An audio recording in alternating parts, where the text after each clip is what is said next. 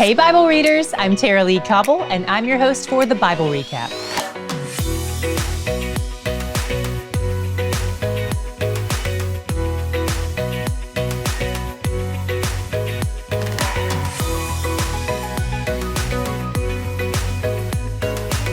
Yesterday, Solomon finished building the temple, and now he needs to furnish it. Today, he and the Levites move all of the holy furniture, including the Ark of the Covenant, from the tabernacle to the temple. There's a good chance he's heard stories about the time his dad David caused a man to die while moving the ark improperly, so he makes sure to transport it according to God's holy laws, on poles, carried by priests. The priests deposit the ark in the Holy of Holies, and pretty immediately, God's cloud of presence swoops in and fills the place. As the priests are trying to leave the temple, they're falling over because they can't even stand in the midst of such a heavy concentration of God's presence. Even though God is everywhere, he can certainly dial up the saturation when he wants to.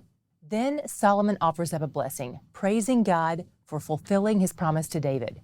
And he also says, "The Lord has said that he would dwell in thick darkness. I have indeed built you an exalted house, a place for you to dwell in forever." We kind of have to cut Solomon off right there because technically, no.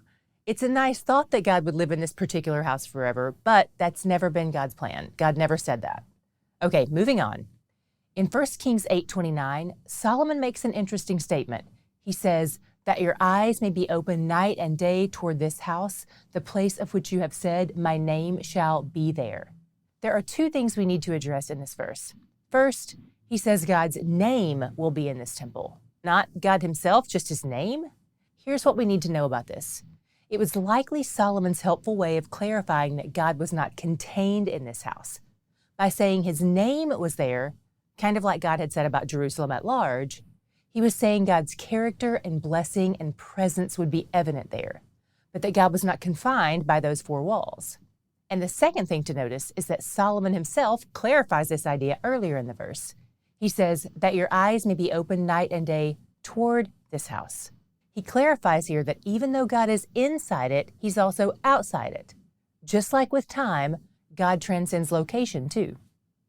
Solomon asked God to be attentive to everything from the smallest matters of man-to-man sin to the largest matters of humanity to God sin, and to act with justice and mercy, since God alone knows the hearts of all mankind. Solomon anticipates a day when Israel will sin against God, and he knows that when they do sin, they need both God's forgiveness and God's direction. So he asks God for both.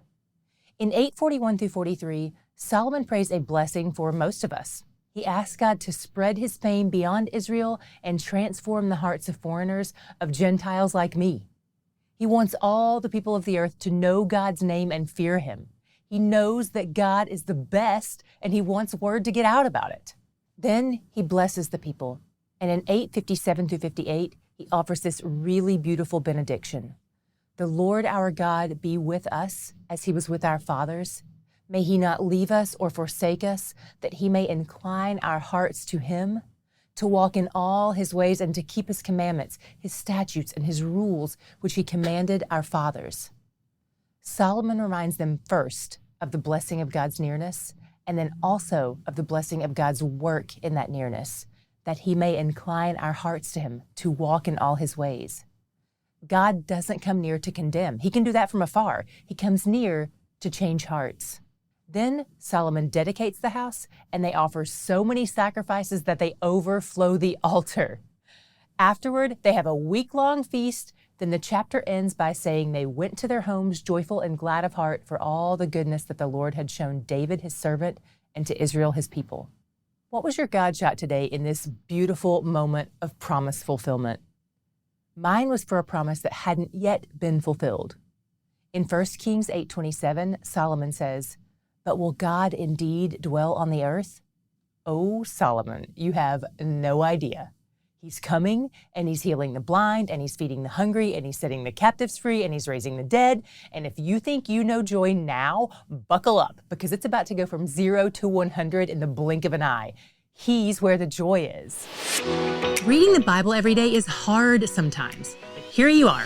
So if you want to make this process easier for yourself and help increase your chances of not dropping this new habit on the days when things are tough, The best way to do that is to subscribe. That way you don't have to go find us. We come to you. Free delivery. All you have to do is click subscribe. We'll see you tomorrow and every day after that.